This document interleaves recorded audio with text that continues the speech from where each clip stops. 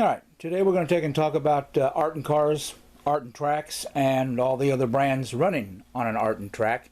Today's track will be a 1/32 scale, and we will run every one of these cars on the track. It's just basically to take and say, hey, you know what? I'm saying that this will run on your track, or an Artin track, and they will. It's as simple as that. Now, some of these are 1/43rd, but I get that question, will they run on a larger track? And they do. So anyway, I'm going to take and start out with this yellow one, which has dual magnets on it. And if you look right there, the magnets are round, and those are the rare earth magnets that I take and sell. And that's one of the reasons I'm showing this car first. But the other reason is the lights have been replaced with LEDs. And as far as taking and working completely, no matter what voltage you're using or things like that, you'll take and find out that the bulbs, if I can just get this just to take and touch, there we go, that's probably putting out right at about 2 volts, and you can see how bright they are.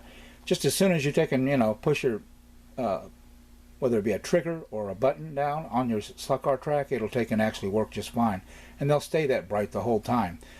They are variable voltage, and we'll do the same thing on train tracks, but today we're talking about slot cars. So if your bulb burns out, and because you're using it on a higher voltage track, that's the one to go with. Anyway, doing this left-handed and by myself will be a little bit hard, but that's an Artin car, like I say, with the dual magnets on it.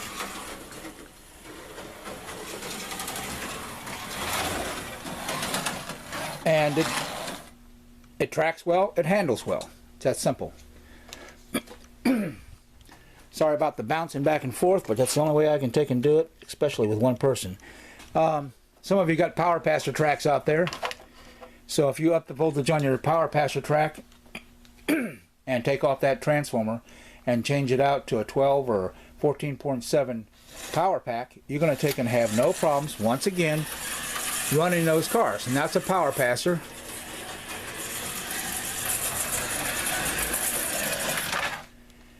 And I got going too fast at the end, but there's no extra magnets or anything on that car. And like I say, it's a power passer with the spring-loaded guide pin.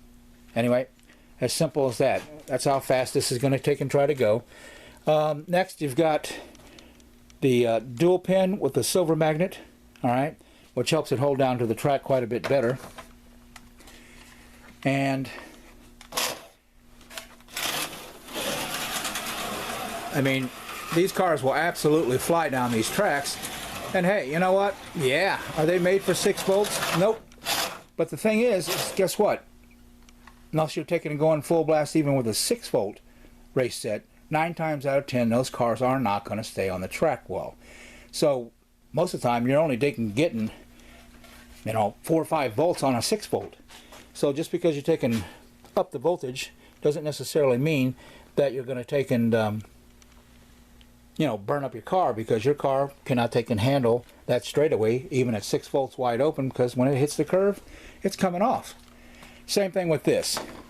But some have said, you know, hey, you know, I can't control it on my track and things like that. And I understand, hey, there's nothing wrong with having questions and trying to figure it out at all.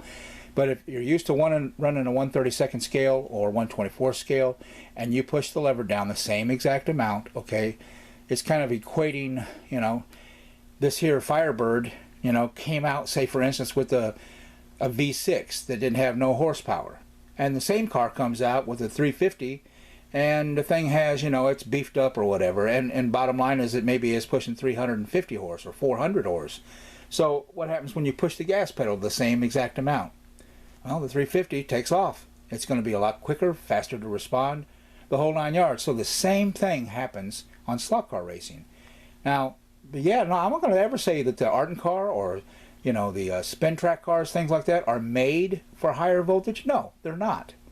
But will they work? Absolutely. Now this one here has not been run yet, and the headlight is a regular headlight. And this is what's going to happen if you run it on a higher voltage track. The car will run fine, but the headlights are going to go. You know, and if they don't, then I'd be kind of real surprised. Yeah, they already popped. Okay. So anyway, I'm running the car around. Am I pushing the button all the way down? No. But it absolutely has no problems taking and doing this. Now, you know, before I say, hey, you know what, you get these things and these things will take and just, you know, do amazing hole shots. And you can hear it. You can hear the tires spinning.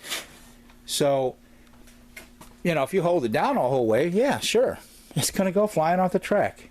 If you do that with a 132nd car, it's going to come flying off the track, and it's made for that. So, you know, it's cool either way. It doesn't make me an expert at all. All right, this is a 132nd Artin car. Nothing fancy, just a standard Artin car. And actually, this is one of my most favorite cars because the drifting capabilities. But, you know, and I can take and hit this, and if I held the pedal down, if you want to call it that, the whole time, it would take and come off the track. As simple as that. Well, we expect the Artin 132nd car to take and work on its own track, but let's go for an SCX. Okay, 143rd, nothing fancy, just a standard car. And I found same thing. You know, now these are a little bit more touchier. Okay, there's no doubt. So, you know, the person that's racing and stuff, you have to take and, if you've never raced before and you just grab it and you say, hey, you know what, these things are just crazy radical. Now, yeah, you should, SCX is the one that has the biggest problem running at higher voltage as far as how far can you push the button down as far as voltage. Now, you know, but it has no problem holding the track. It runs extremely well. And it's kind of hard to take and catch it, but you can do a little bit of drifting with that car. You know, it just, how much do you take and, you know, give it gas? But it does fine. Okay, I was jerking back and forth on the throttle, if you want to call it that, but hey, it does run on the track. And after you get used to it, you'll do fine. The spin drive, inexpensive car. Actually, these little rubber tires, and I'm not trying to knock Artin or any of these other companies, but these puppies, why? I'm not sure. But the rubber that they're using in those tires makes a huge difference. And also, I don't know if you noticed it, it does have a short silver magnet, holds down to the track pretty good. And when you use these tracks, the spin tracks, they'll take and, you know, it's got the hand crank and you got to take and twist it. You know, kids kind of like it a little bit, especially when they're young. That's what makes it go. And no batteries, no power, no nothing. But the cool thing was, you know, the little tires would light up, and kids loved that kind of thing, you know. I mean, hey, so do adults sometimes. But the bottom line is that, so I thought, well, why not? I'm going to try one out just to see what happens.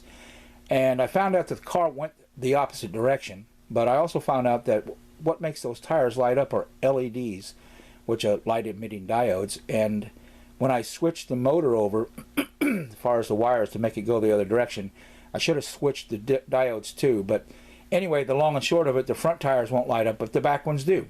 Now, one thing I will take and say, this is one noisy car. And it's not, I don't think it has anything to take and do with the idea of what it's made for or the rating it has. It just, I guess the motor, you know, makes a little bit more noise, and you can kind of hear that. But you can notice also, and that's, like I say, it's a 14-volt track, 14.7 on a 132nd. But, you know, that's the back tires lighting up. And I'm not having any real problems controlling this car. I can go, you know, half throttled very easily, and it'll run down the track and hold the track well. So, also there we go, spin drive works just fine. The Carrera in 143rd, I got Mario here. Okay, one of my grandkids wanted this, and hey, you know what? Carrera's a good brand, just like the others, a lot of the others. I mean, I can't take and, you know, drive it as fast as I normally would with watching this camera and controlling the button. I don't think I can chew gum at the same time either. But, you know, again, it has zero problems in holding the track. It had zero problems with the controller. Yeah, but like I said, you take that little go-kart he's in, and it comes with a 5-horse, and then you put a 27-horse in there, and you turbocharge it. Guess what? It's going to take and, you know, have a little bit more of a hair trigger to it as far as the controller goes. It's going to be different, but it is doable, and it won't hurt the car. Because you're not going to run 14 volts. If you get this little car to hold onto the track at 14.7 volts and it burns up, I want to see that video, because it would be amazing to see how fast this thing was going. You know, not unless you just have a boatload of money and have 110 foot straightaways pushing 14.7 volts into any of these cars continuous, not happening.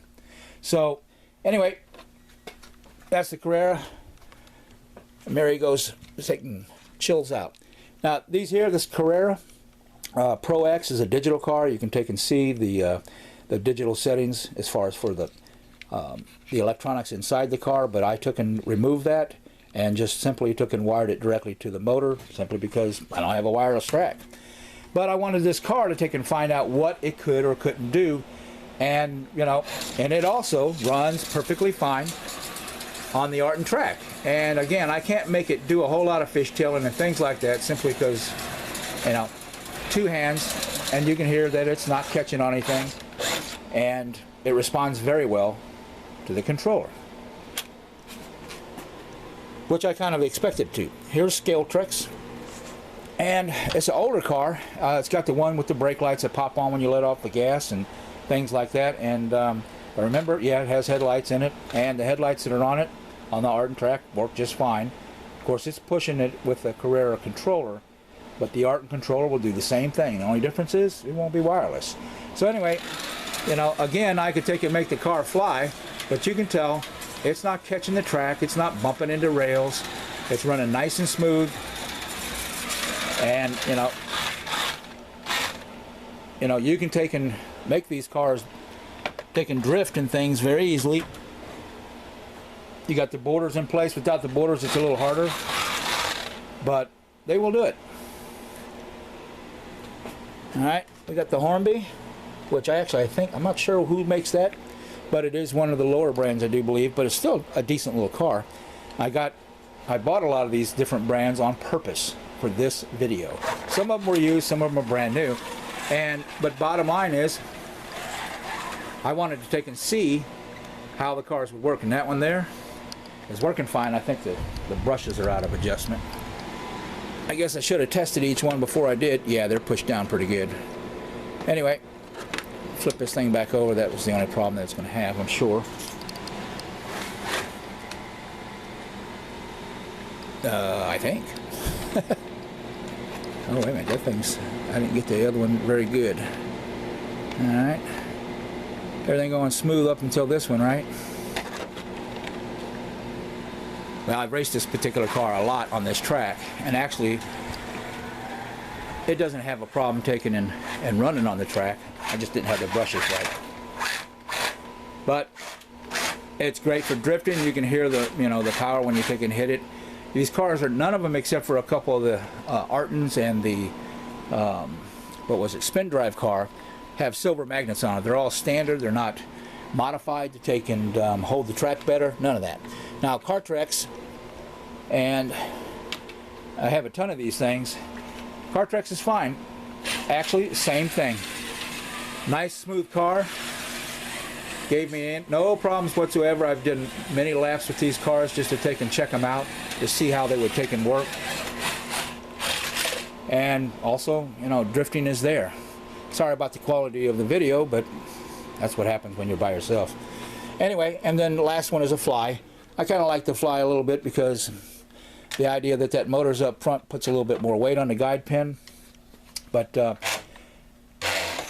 I think this is a used car, so that grinding that you hear, I'm not sure if it's the motor or the gears that are taking and making the noise, but it seems like it's fine other than when it first takes off. But it drifts like crazy. So I'm guessing that them gears are just a little bit messed up as far as that goes. There goes my start line. Anyway, once again, this car doesn't have any fancy magnets on it or anything like that. All standard. So, ladies and germs, that's going to take and do it for this video. And I'll have another video where it kind of breaks down these cars as far as a little bit of maintenance. Not a lot. I'm no expert. But I know enough to take and get in trouble, but almost enough to get back out of it too. So, if you see something that I have described wrong, well, that's possible. I am human. Anyway, that's it for today. These are the cars that all ran on a 1/32 scale Artin track absolutely zero problems with a 14.7 transformer. And that's it. Take care. Thank you.